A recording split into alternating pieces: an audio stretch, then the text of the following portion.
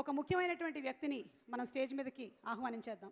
ఆయనకి కుంభస్థలం అంటే ఏమిటి తెలియలేదు కదా? ఎస్, ఆయన అడిగి తెలుసుకుందాం. ఇన్వైటింగ్ ఆన్ స్టేజ్ నా వెనకాల కాదు నా ముందు కూర్చున్నటువంటి మిస్టర్ రాజీవ్ కనకాల గారిని వేదిక మీదకి సాదరంగా ఆహ్వానించేస్తున్నాము.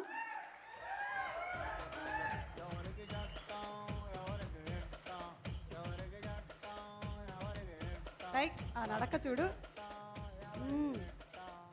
ఓ నో ఫ్యామిలీ మ్యాటర్స్ ఇక్కడ. అమ్మా రాజీవ్ గారికి మైక్ ఇవ్వండి. నేను ఇవ్వను నా మైకు. హలో.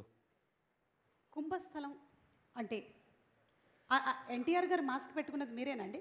నేనే. ఓకే, అదే ఆ డైలాగ్ చెప్తే అట్నుంచి రియాక్షన్ ఏమైనా వస్తుందని మీరు అనుకోలేదా? అమ్మో కరెక్టే, రావచ్చేమో. మీరు ఇలా పబ్లిక్గా అడిగారు. అవును, భయపడకండి.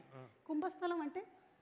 అవును సింహ, కుంభస్థలం అంటే ఏంటి? సింహకు మైక్ ఇవ్వండి. ఓ మై డాడీ, మీరు ఇప్పటి చెప్పు, కుంభస్థలం అంటే ఏంటి? అర్థమైంది. జూలై 7వ తారీఖున మీరు థియేటర్లోనే మాకు చూపించేస్తారు అని. ఓకే, దాచిపెట్టండి, మొత్తం దాచిపెట్టండి.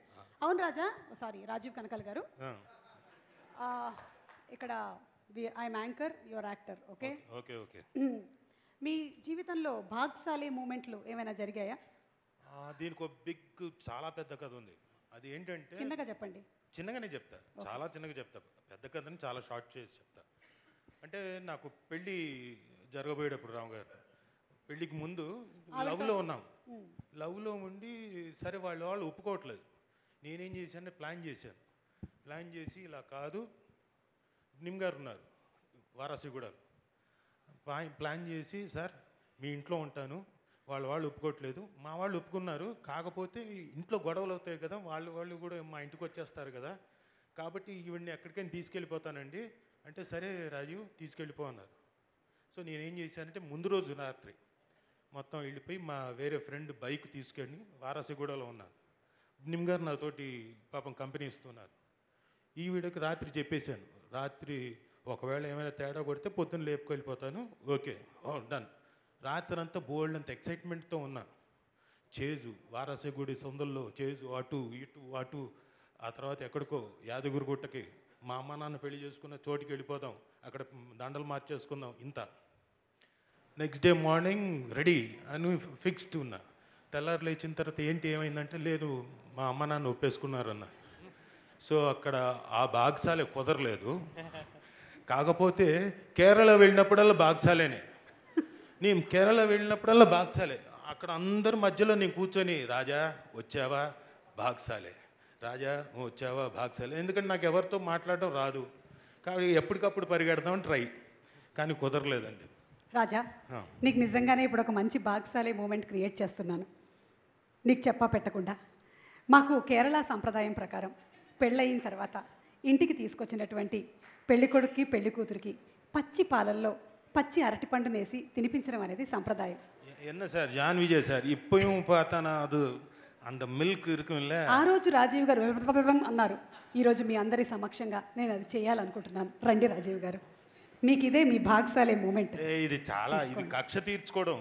ఇదిగో, అయ్యో భలేవాడివే, ఇది ఒకటే నా కక్ష. నేను 23 ఏళ్ళ నుంచి తీర్చుకుంటూనే ఉన్నాను. ఆ పట్టు, అయ్యో ఒక్క పట్టుకోవా.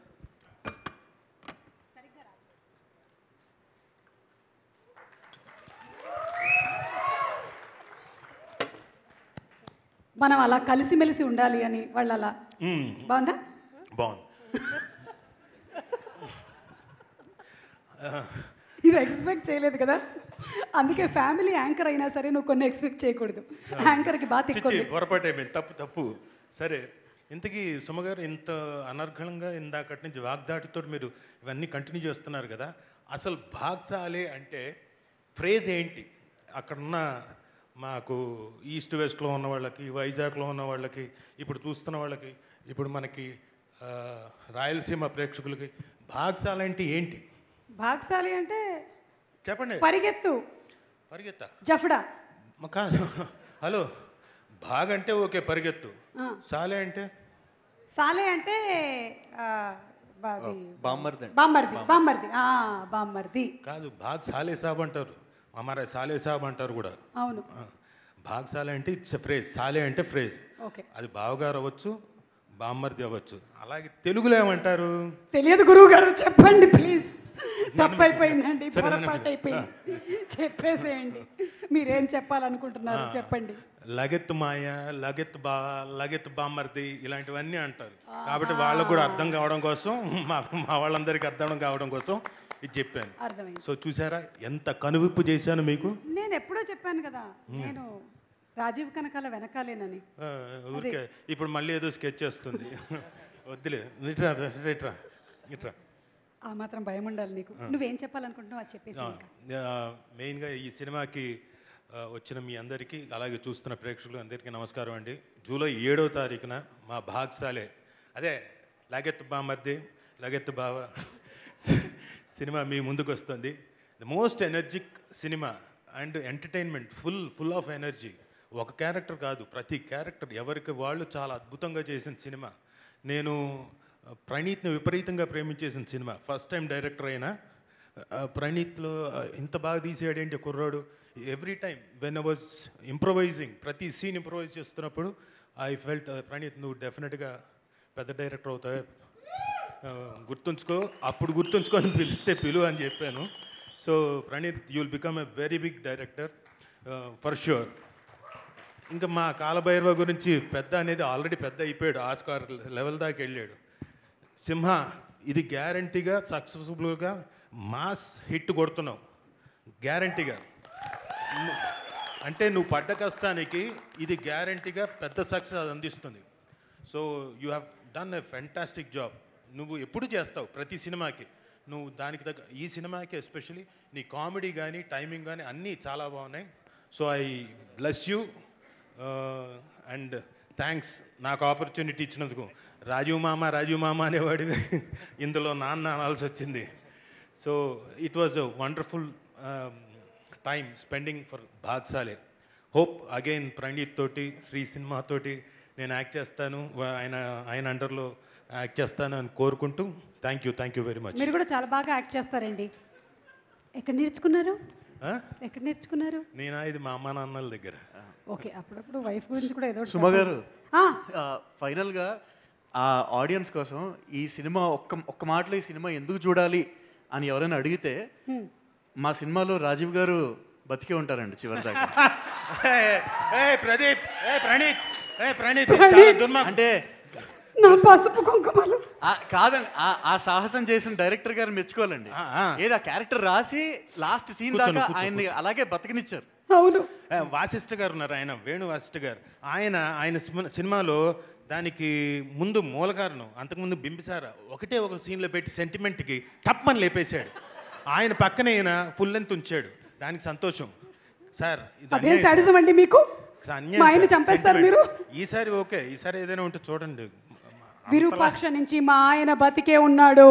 అది దాన్నే వాడుతున్నారు, హరిశ్చంద్ర ప్రసాద్ దాన్నే వాడుతున్నారు. అదిగో ప్రణీత్ ఎలా వాడాడు చూడు. Yes. ఈ సినిమాలు నేను బ్రతిగా ఉంటాను క్యాప్షన్ పైన ఒకటి శ్రీసింహ, అది నాకు తెలిసి గ్యారంటీగా కాలభైరవ ఐడియానే. లేదండి, యాక్చువల్లీ ప్రణీత్ గారి పోలికలు నీకు వచ్చాయి బాబు. నాకు చెప్పాడండి. ఆయనకి రాజీవ్ గారికి స్టోరీ నేరేట్ చేసేటప్పుడు ఆయనకు ఒక్కరికి స్టోరీ చెప్పలేదంటండి. జస్ట్ ఇలా కలిసి ఒక్క 5 minutes చాలండి. 5 minutesలో స్టోరీ ఏం చెప్తావయ్యా ఆయన అంటే, లేదు సార్ ఈ సినిమాలో మీరు బతికే ఉంటారంటే ఓకే డేట్స్ ఇచ్చారంట. దుర్మార్గుడా నువ్వే, ఇక నుంచి వచ్చే వాళ్ళంతా స్టోరీలో మీరు బతికే ఉంటారంటే ఓకే అనేలాగా ఉంది. ఓకే, నువ్వు బతికే ఉంటావు అండ్ ఆ కథల్ని బతికిస్తావు. థ్యాంక్ యూ రాజీవ్ గారు, thank you so much. Very much. ఇంటికి వెళ్ళి రిలాక్స్ అవ్వండి, వచ్చేస్తా. Okay, thank you.